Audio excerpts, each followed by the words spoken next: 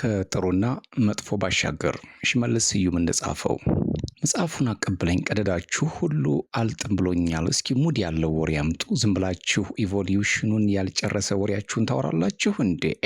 መጽሐፉን አምጣው ባክህ አለ ቻርልስ ዳርዊን። በሆነ ጊዜና ቦታ የሆነ ነው። ቻርልስ ዳርዊን፣ ፍሪድሪክ ኒቼ፣ ሲግመንድ ፍሮይድ እና ካርል ማርክስ ሆነው ቀደዳቸውን በአንዲት ኮሪደር ተቀምጠው ይቦተርፋሉ። በአራቱ ሰዎች መካከል አንድ አነስተኛ ጠረጴዛ አለ። አንድ መጽሐፍም ተቀምጧል። ኦሪትና አዲስ ኪዳንን የያዘ ቅዱስ መጽሐፍ ነው። አቦ ልክ ነህ ዳርዊን፣ እስኪ ሙድ ያለው ወሬ አምጡ። ኒቼ ተነጫነጨ። ለምን ስለ ቺካ እናወራም? ፍሮይድ አስተያየት ጀመር። ምክንያቱም በእያንዳንዳችን አእምሮ ውስጥ አንዲት ሴት ስላለች ስለ ሴት እናወራ። ፍሮይድ ሲያወራ ጭንቅላቱን በጣቱ መነካካት ልምዱ ሆኖበታል። እባክህ ፍሮይድ ምን ነካህ? ማርክስ ተቆጣ። ካልጠፋ ነገር ስለ አንድ ሴት እናወራለን? ምን አለ ቦርቀቅ አድርገህ ስለ ማህበረሰብ፣ ስለ ህብረተሰብ ብናወራ? ይሄ ምን አይነት ሰው ነው? ማርክስ በዛ ጢሙ ሲቆጣ ቁርጥ የነብር ልጅ ይመስላል። አዋትነት አረኩብኝ። ዝም ብላችሁ ተከራከራላችሁ። ድሮንማ አይሁዶች ስትባሉ ታናድዱኛላችሁ፣ አጥሙኝም። ኒቼ ፍሮይድንና የማርክስ ክርክር ስላልጣሙ ሁለቱንም በነገር ሸነቆጣቸው። ኒቼ ሙት ሳይኮሎጂካል ኮምፕሌክስ አለብህ፣ አንተ ዘረኛ ነህ። ፍሮይድ ኒቼን በነገር ሸነቆጠው። ዘረኛ? እናንተ አይሁዶች በጣም ነው የምታስጠሉኝ። አንተ ማርክስ፣ አንስታይን፣ ሙሴ ታስጠሉኛላችሁ፣ አልወዳችሁም። ኒቼ ፊቱን በቀኝ እጁ ተደገፈው። ዳርዊን ከክርክሩ የለበትም፣ ዝም ብሎ ኦሪት ዘፍጥረትን ያነባል። ማርክስ ግን ስለ ኒቼ አጸፋ ሲሰጥ፣ ሃይ ኒቼ ዘረኛ ቢጤ እኮ ነህ አንተ። በመጽሐፍህ ሱፐርማን ምናምን እያልክ ለፈለፍክ። ሂትለር ያንተን ፍልስፍና ወሰድና ማስተር ሬስ ምናምን ከሰው በላይ ሰው በማለት ያን ሁሉ አይሁድ ዘር ጨፈጨፈ። እውነቱን ልንገርህ ኒቼ፣ እኔ ስለ አይሁድ ዝርያነቴ አስቤ አላውቅም፣ ስለ መላው የሰው ዘር እንጂ። ማርክስ በሁኔታው ያዘነ ይመስላል። ቀጥሎ የተናገረው ደግሞ ፍሮይድ ነበር። እኛ አይሁዶች እስካሁን ድረስ መንፈሳዊ እሴቶችን እንዴት ጠብቀን መቆየት እንዳለብን እናውቃለን። ገባህ? ባይገርምህ የዓለም ታሪክ በሙሉ የኛ የአይሁዶች ውጤት ነው። አመንክም አላመንክም አለ ፍሮይድ። ተንቀባረረ። ወሬ ቀይሩ በቃ። ወሬያችሁ ሁሉ አልጣመኝም። ዳርዊን ዝም ብለህ ታነባለህ እንዴ? እስኪ ርዕስ አምጣ አለ ኒቼ። ይህን መጽሐፍ አንብባችሁታል? ዳርዊን ጸጥ ብሎ ሲያነብ ቆይቶ ጠየቃቸው። አይ ዳርዊን፣ ስንት የሚነበብ ነገር ጠፍቶ ነው መጽሐፍ ቅዱስ የምታነበው? ትገርማለህ። ማርክስን እንደማይጥመው ገለጸ። መጽሐፍ ቅዱስ? አዎ መጽሐፍ ቅዱስ ሲነሳ አባቴ ትዝ ይለኛል። ፍሮይድ ቆዘመ። ይገርማችኋል፣ ወደ ፕሮቴስታንት የተለወጡ አባቴ በ35 የልደት በዓሌ ላይ በስጦታ መልክ መጽሐፍ ቅዱስ ሲሰጠኝ እንዲህ ነበር ያለኝ። ኦይ አቧ ትንዛዛ፣ አጠር አድርገህ ታሪኩን አውራ። ኒቼ ፍሮይድን አቋረጠው። ፍሮይድ ግን በኒቼ ማስጠንቀቂያ ሳይደናገጥ ገላመጠውና ታሪኩን ቀጠለ። እና አባቴ እንዲህ ያለኝ፣ የምወድ ልጄ ገና በ7 ዓመት ነው የእግዚአብሔር መንፈስ ባንተ ላይ የወረደው። ይህን ከመጽሐፍት ሁሉ የላቀውን መጽሐፍ ቅዱስ አንብብ፣ እውቀትን ይገልጽልሃል፣ ማስተዋልንም ያጎናጽፋል ብሎ ነበር አባቴ ሰጠኝ። መጽሐፍ ቅዱስን አነባለሁ፣ ጥሩ ስነ ምግባር ያስተምራል። በቃ ሌላውን ተወው። እኔም እንደናንተ መጽሐፍ ቅዱስን አንብቤያለሁ። ኒቼ ቀጠለ። ብሉይ ኪዳን አሪፍ ነው፣ ይሻላል። አዲስ ኪዳን ግን በዓለም ላይ ከተጻፉት የማይጥሙኝ መጽሐፍቶች መካከል አዲስ ኪዳን ነው። ኒቼ አዲስ ኪዳን ያለውን ጥላቻ ገለጸ። ጸረ ክርስቶስ መሆኑን እንዳንዘነጋ። በእርግጥ የሱ ጸረ ክርስቶስ ውስጥ ወይራው ሌላ ነው። በዘመኑ የነበሩት የሃይማኖት ሰዎች ክርስቶስን ሲዘብቱበት ተመልክቶ ነው እንደዚህ አይነት አቋም ላይ የደረሰው ይባላል። እንቀጥላለን። እኔን የገረመኝ የመጽሐፍ ቅዱስ የመጀመሪያው አረፍተ ነገር ነው። እንዲህ ትላለች፣ በመጀመሪያ እግዚአብሔር ሰማይና ምድርን ፈጠረ አለና ዳርዊን የዘፍጥረት ምዕራፍ 1 ቁጥር 1 አነበበላቸው። ይህን አረፍተ ነገር እንዳየሁ ሌላውንም ቀጠልኩበት። ለመሆኑ እግዚአብሔር ማን ነው? ሃይማኖትስ ምንድን ነው? ለምን ከምንጨቃጨቅ በዚህ ጉዳይ ላይ አናወራም? ዳርዊን የመወያያ አጀንዳውን እንዲያጸድቁለት ጠየቃቸው። ሳልስቱን ሰዎች ሁሉም ተስማሙ። እነዚህ 4 ሰዎች አንድ የሚያመሳስላቸው ነገር ቢኖር ሁሉም በእግዚአብሔር መኖር አለማመናቸው ነው። እሺ እስኪ ስለ እግዚአብሔር ወይንም ስለ ሃይማኖት እናውራ።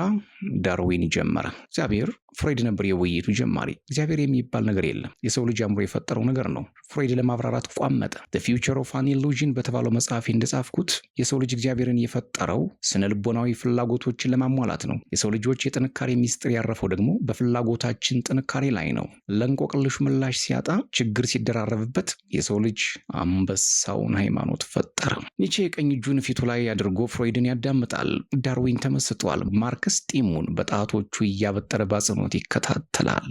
ለምሳሌ ያህል ፍሮይድ ቀጠለ። ለምሳሌ አንድ ልጅ ገና በህፃንነቱ የአባቱን እንክብካቤ ጥበቃ ይሻል። ይህ ህፃን ልጅ የሆነ ነገር ቢገጨውና አባቱ ደግሞ አይዞህ ልጄን ትፍ በል እስኪ የት አባቱ እያለ የገጨውን ነገር ቢመታለት ደስ ይለዋል። በዚህም ምክንያት ፍርድ ሲጓደልብን ስንፈራ ማካከሻ እንዲሆነን እግዚአብሔርን እንፈጥራለን። ልክ በህፃነታችን በአባታችን ደስ እንደሚለን ሁሉ ስናድግም ቢኖርም ባይኖርም እግዚአብሔርን ፈጥረን ደስ ይለናል። ይሄ እንግዲህ እኔ እስከማውቀው ድረስ እግዚአብሔር ምናብ ነው። ፍሮይድ ንግግሩን እንዲዘጋው ጅማሬህና መጨረሻ ጥሩ ነው።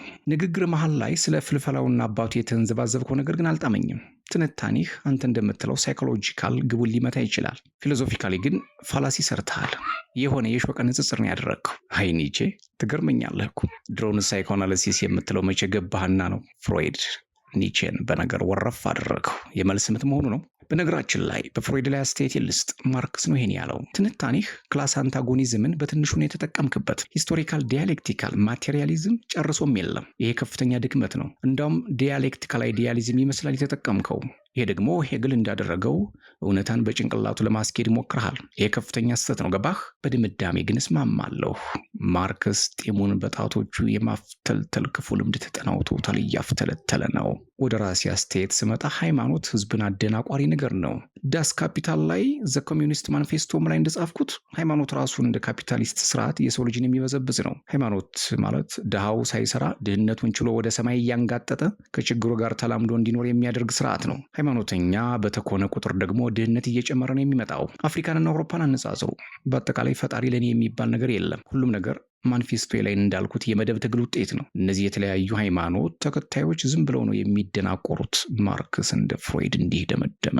ምንድነው ደግሞ ክላስ አንታጎኒዝም ምናምን የምትለው? ፍሮይድ ብድሩን ሲመልስ እንደ ማሽሟጠጥ ቃጣው። ዝም በል አንተ አይገባህም ባክህ። ኒቼ ያጣጣለው ክላስ አንታጎኒዝም ማለት ዓለም በግጭት ውስጥ ናት። የዓለም አሪፉ ገጽታ ደግሞ ግጭቱ ነው። ይሄ አንተ አይገባህም። ማኪያቬሊን ጎብኝ። አንተ ብቻ ዝም ብለህ ሳይኮአናሊሲስ ምናምን ኒውሮአናሊሲስ በል ጩህ። አንተ ምን ታውቃለህ? ኒቼ ፍሮይድን ጎንሸጥ አደረገው። አይኒቼ ኮምፕሌክሳም ነገር ነሽ እኮ አንቺ። እንዳውም እናንተ ፈላስፎች ስትባሉ ቃላቶችን ስትልጡና ደግሞ ለማወናበድ የማታደርጉት ጥረት የለም። አስመሳይ። ፍሮይድ ብድሩን ለመመለስ ሞከረ። ሰርቫይቫል ኦፍ ዘ ፊተስት ዳርዊን ኒቼና በፍሮይድ ካስላንትያ ተደስቷል።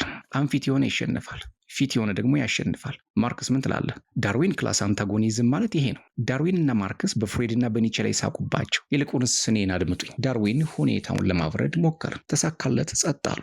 ኦሪጂን ኦፍ ስፒሲስ መጽሐፌ ስለ ዝግመተ ለውጥና ስለ ሰው ልጅ አመጣጥ ብዙ ብያለሁ። እንዳልኩት ማንኛውም ነገር እንዳልተፈጠረና የፈጣሪ መኖር የሚያመላክት ምንም መረጃ እንደሌለ ግልጽ ነው። ሙሴ እንደሚለው እግዚአብሔር ሰማይና ምድርን አልፈጠረም፣ ፈጣሪና ተፈጣሪም የለም። ሁሉም ነገር የዝግመተ ለውጥ ውጤት ነው። ዳርዊን ንግግሩን ጨረሰ። ብዙ ማውራት አይወድም።